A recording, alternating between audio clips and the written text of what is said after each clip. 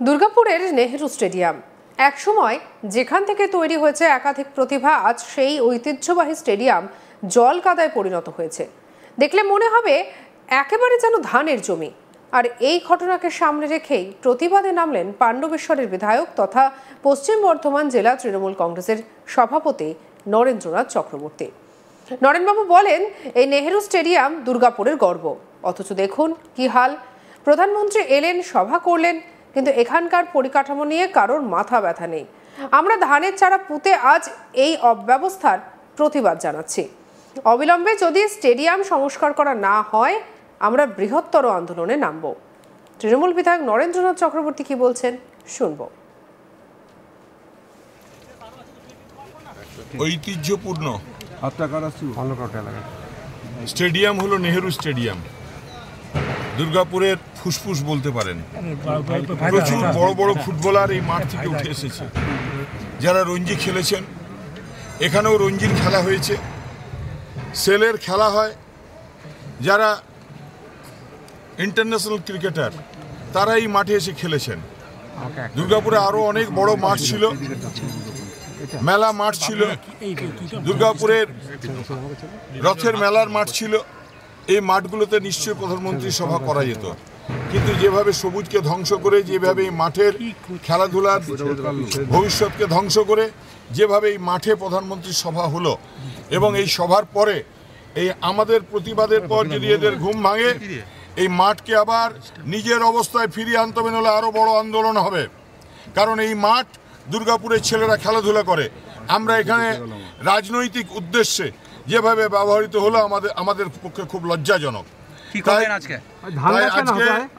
মাঠের যা অবস্থা, চারিদিকে কাদায় থই থই করছে, ঘাস কোথায় চলে গেল, এত সুন্দর মাঠ সব নষ্ট হয়ে গেল।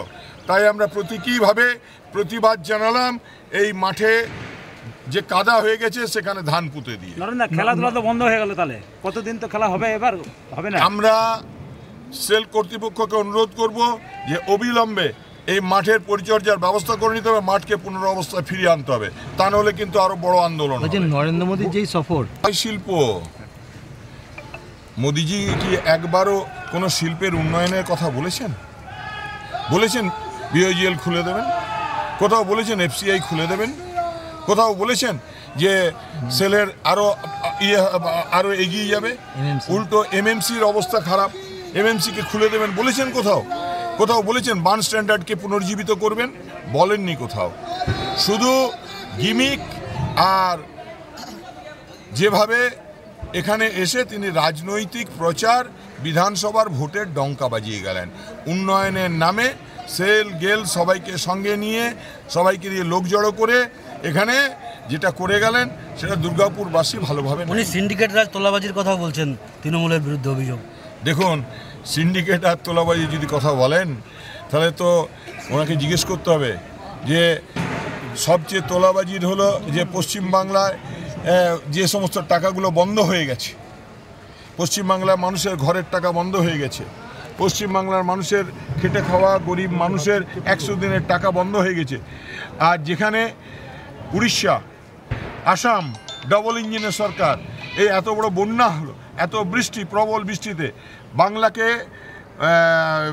বাংলার আদর্শকে জলাঞ্জলি দিয়ে বাংলাকে উপেক্ষিত করে আসাম, বিহার থেকে শুরু করে সবাইকে টাকা দেওয়া হয়েছে। এগুলোই তো সিন্ডিকেট রাজ। দাদা একটা কথা, আরে ওরা জানে না যে খোদ মোদিজি শ্রীরামকে ছেড়ে দিয়েছেন। এখন তো মোদিজি মা কালী আর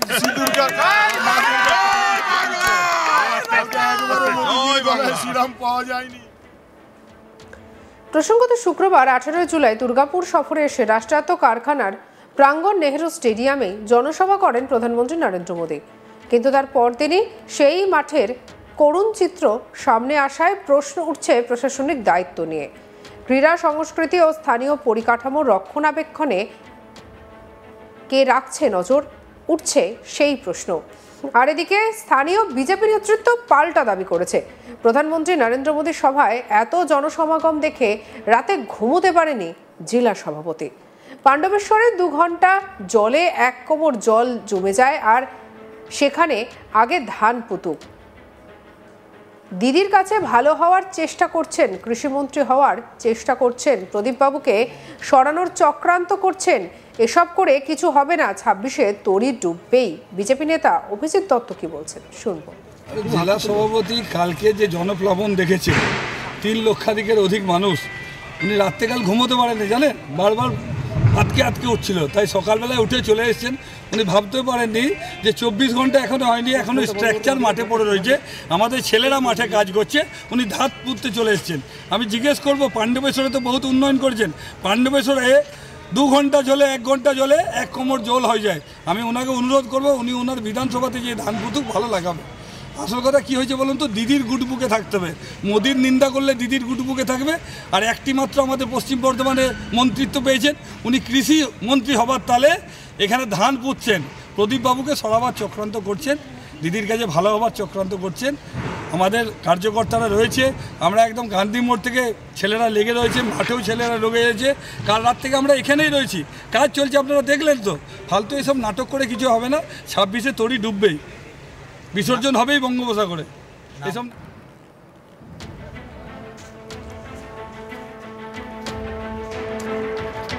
মাঠ পরিষ্কারের কাজ করছেন বিজেপি কর্মীরা, আর অভিনব প্রতিবাদ করলেন তারা।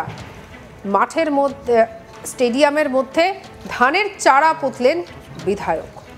দুর্গাপুরে নেহেরু স্টেডিয়াম একসময় যেখানে তৈরি হয়েছিল একাধিক প্রতিভা, আজ সেই ঐতিহ্যবাহী স্টেডিয়াম একেবারে জল কাদায় পরিণত হয়েছে। আর এই সেই স্টেডিয়াম, যে স্টেডিয়ামে কিছুদিন আগে প্রধানমন্ত্রী নরেন্দ্র মোদীও সভা করে গিয়েছেন। তবে যে ছবি ধরা পড়েছে, একেবারে জমা জলে কাদায় বেহাল অবস্থা হয়ে পড়েছে এই নেহেরু স্টেডিয়ামে। আর এই ঘটনাকে সামনে রেখেই প্রতিবাদে নামলেন পাণ্ডবেশ্বরের বিধায়ক তথা পশ্চিম বর্ধমান জেলা তৃণমূল কংগ্রেসের সভাপতি নরেন্দ্রনাথ চক্রবর্তী। নরেনবাবু বলেন, এই নেহেরু স্টেডিয়াম দুর্গাপুরের গর্ব, অথচ দেখুন কি হাল হয়েছে। প্রধানমন্ত্রী এলেন, সভা করলেন, কিন্তু এখানকার পরিকাঠামো নিয়ে কারোর কোনো মাথা ব্যথা নেই। আমরা ধানের চারা পুঁতে আজ এই অব্যবস্থার প্রতিবাদ জানাচ্ছি।